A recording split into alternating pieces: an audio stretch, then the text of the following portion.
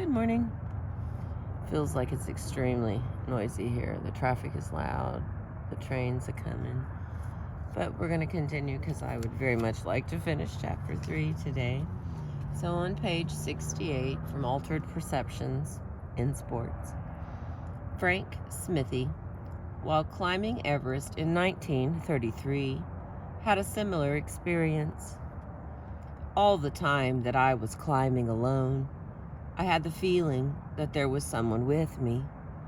I felt also that were I to slip, I should be held up and supported, as though I had a companion above me with a rope.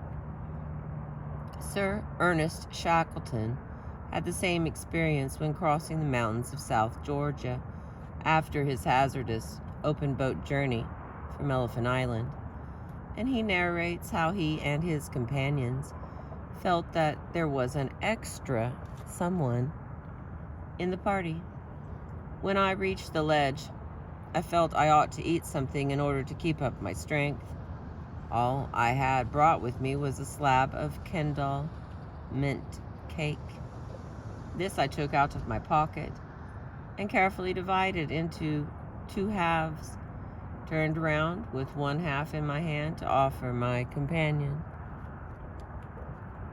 The 1975 British conquest of Everest is renowned for its dramatic examples of these helpful companions. Climbers Doug Scott and Nick Estcourt both said they saw or sensed phantom climbers. And here's what they said. Scott states that while tackling the very dangerous ridge of ice cornices, he felt as if they were accompanied by another person who guided them by some sort of mental speech and warned them where the cornices, etc., were dangerous. He writes, I had a mental chat with it, seemed like an extension of my mind outside my head, in the bivouac, B-I-V-O-U-A-C, at 28,700 feet. On our way down from the summit, I also felt this presence. Some sort of thing replied to it, and it to me. Seemed quite rational then, a bit queer now. Baby. Baby.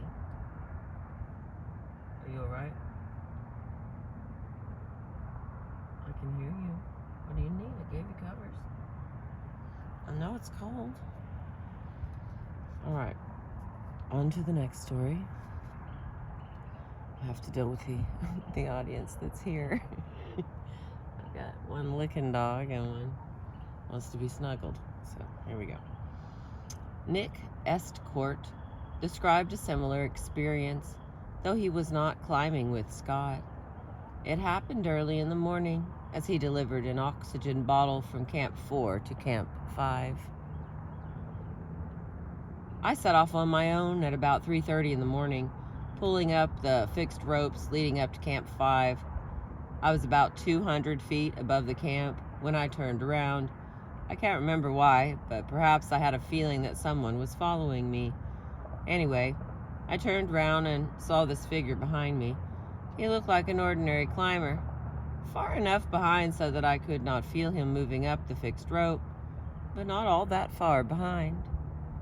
I could see his arms and legs and assumed that it was someone trying to catch me up. I stopped and waited for him. He then seemed to stop or to be moving very, very slowly. He made no effort to signal or wave. I shouted down but got no reply.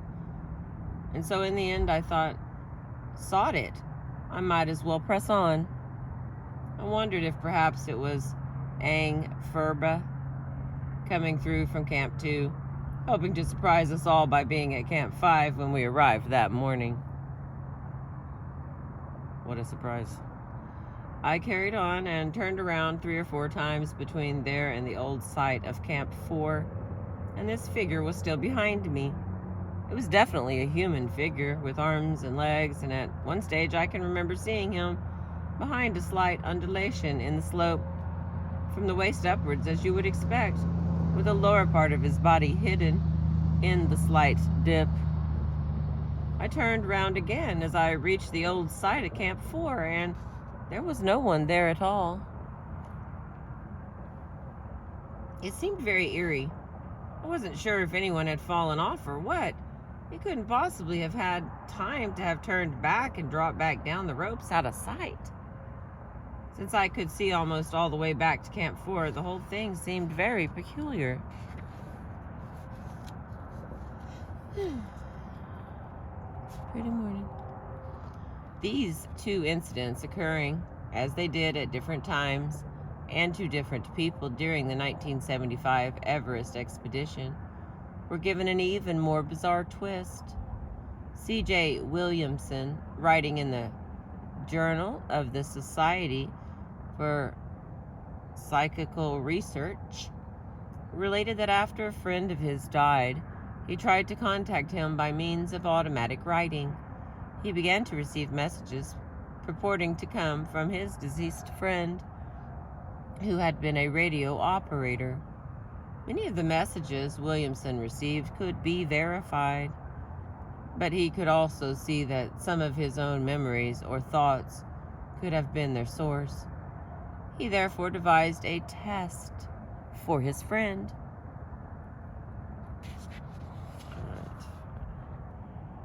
Asking for information that presumably was not known to any living person. In 1974, he asked for the details of the Everest expedition of 1924, in which Mallory and Irvine disappeared. He got back several details about the expedition, including the information that the two climbers had reached the summit before they disappeared. Williamson's friend also mentioned the upcoming 1975 British expedition. Williamson says there were hints coming through that something psychic was being planned to happen on the mountain during the British 1975 expedition. He immediately wrote to Chris Bonington, the leader of the expedition, asking him to make a special note of anything strange that might happen to any member of the party. Then Williamson got another communication from his friend. Here's the message. Finally, I got a message. I thought of such importance that, on January 17th, 1975, I lodged it in a sealed envelope with the Bank of Scotland, Ltd., Lerwick, for safekeeping. Lerwick. Anyway, this letter lay there untouched until, after the expedition had returned home again, I heard through the press and TV that something really strange had indeed been experienced by some of the climbers. Williamson contacted the president of the Society for Psychical Research, John Beloff, of the Psychology Department, Edinburgh University, asking him to open the sealed message and compare its contents with what had been reported on the 1975 expedition. Beloff did so in the presence of a witness and read the following message that Williamson had received through automatic writing. It went as follows. All right, here goes. Everest again. I know that you want to reveal to the world the survival of Mallory and Irvine. I read your thoughts and letters weeks ago. You don't have to speak or write. You know, Andrew Irvine is always compliable. They will wait, he says. He speaks of Smithy, everything possible that they will do to lead them or save them if need be. Bonington is cooperative. He will not be disappointed, even should they not reach the summit. They will come back with better news than that.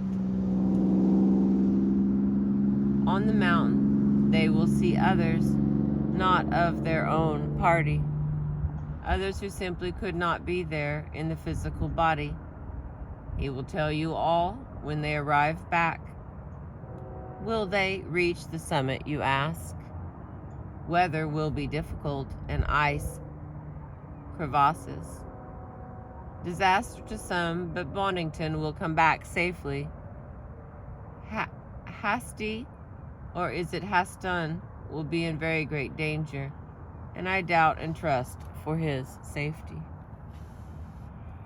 The message was accurate in a number of details, but they did reach the summit in spite of bad weather conditions. Bonington came back safely, but one member of the expedition died. Another member, Dougal Haston, was one of the first to reach the summit, climbing with Doug Scott.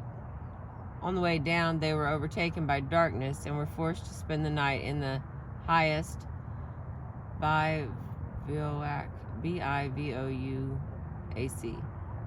bivouac, yet attempted at 28,700 feet and without oxygen.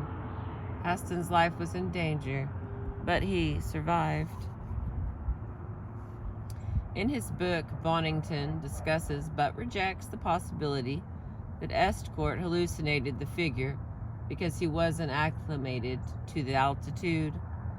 Bonington suggests that this lack of acclimation probably was the cause of Frank Smithy's similar experience in 1933. But Estcourt was much lower than Smithy had been, between 23,900 and 24,500 feet, where Smithy had been at 27,000 feet. In addition, Estcourt was well used to the altitude. Good morning, train.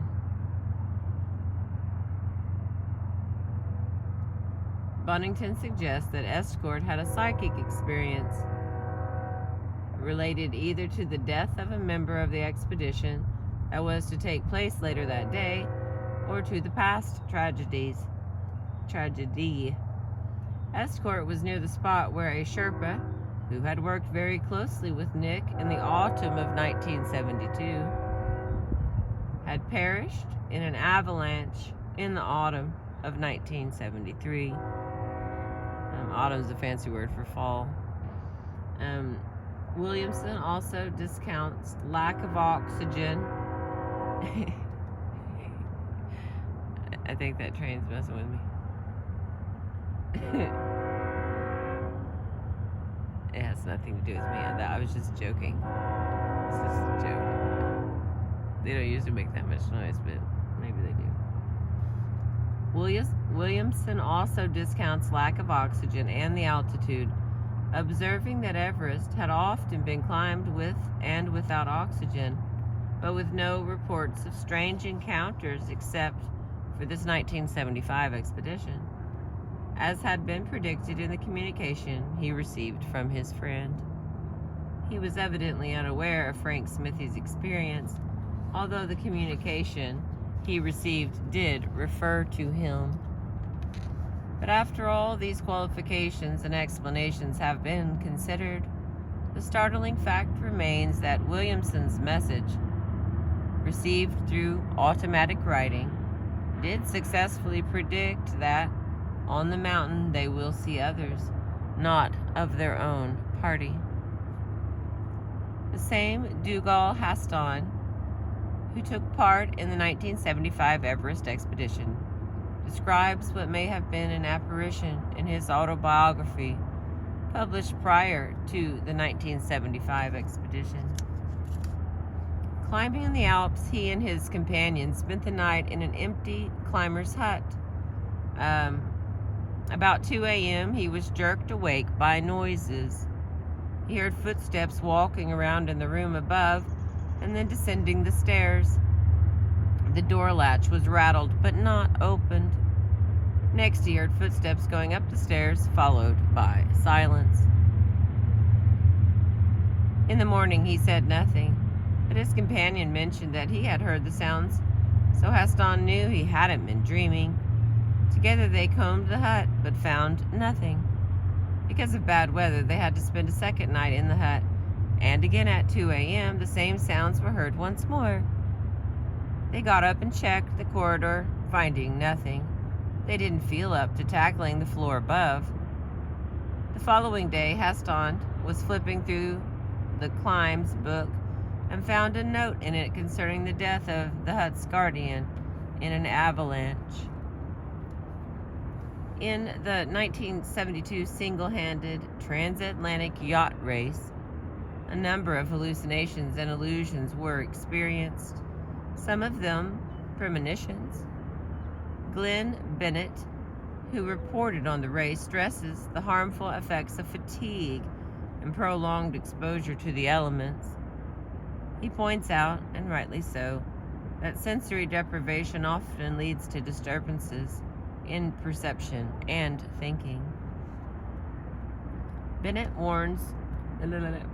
warnings are sound, but he tells only one side, the distressful side, of what happens in stress and overexposure. The visions and figures perceived by explorers, mountaineers, and sailors are likely to be hallucinatory projections. Nevertheless, they often play a helpful role and guide the person who sees them, even as dreams often guide the dreamer. They may act as a source of strength and insight not otherwise available to the conscious mind.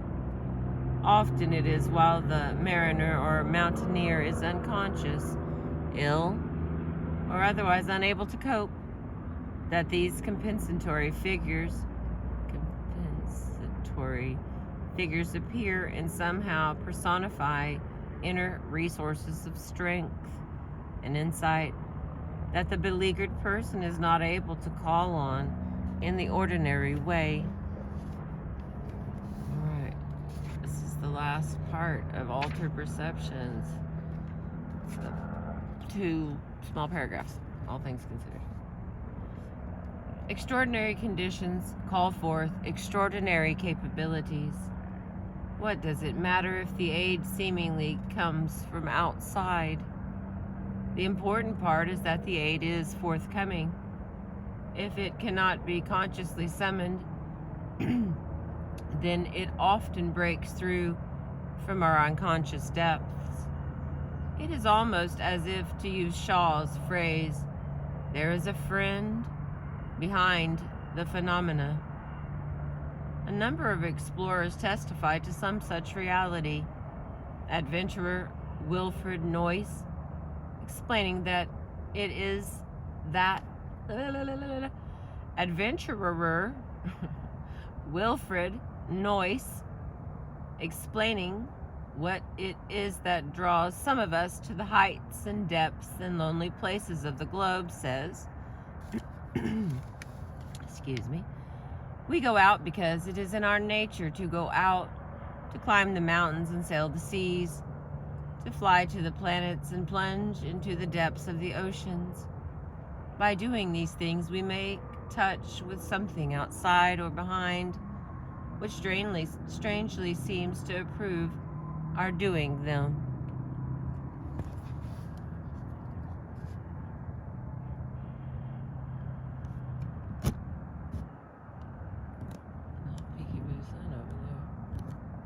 I'm gonna read that again because it was pretty and I got distracted when I saw the sun, even though I missed it. We go out because it is in our nature to go out, to climb the mountains and sail the seas, to fly to the planets and plunge into the depths of the oceans. By doing these things, we make touch with something outside or behind, which strangely seems to approve our doing them.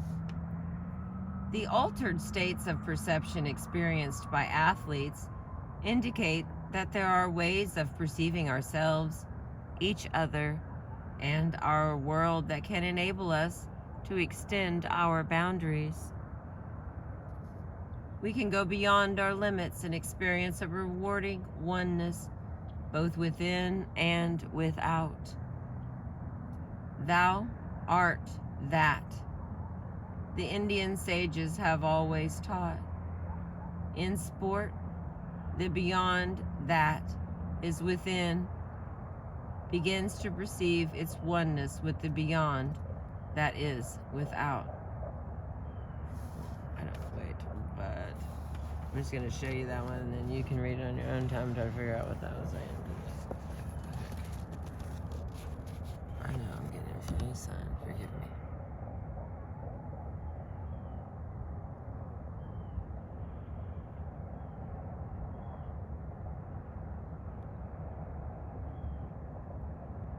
I feel like it's like a word play or something, but it's too early for me to get it. Okay, that was it, babes. All right, we have the next one is chapter 4, which is extraordinary feats. And we are halfway through this book. I'm gonna pop it up here again and show you what we're working with. And again, I remind you, it's an old book, being from 78. And so all this stuff was new and exciting now. Most stuff is we've already seen. But I want to thank you for being with me. I'm going to try to get in on that moon just a little bit. Let's see. The moon, I mean the sun. The sun is still beating the rock.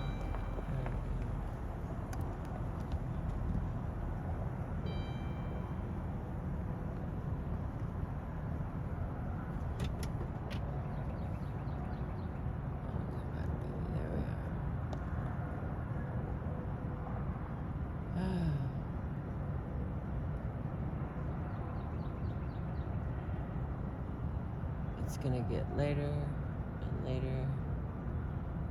Oh, it's so beautiful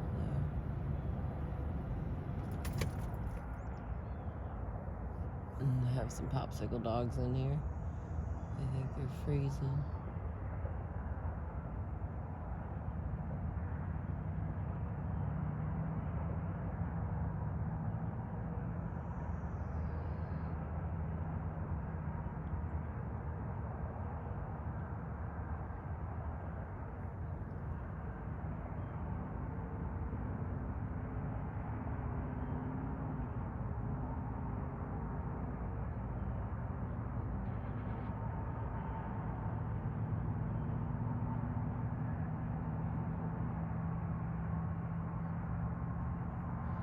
I'm obviously at the top of Chandler Park Hill,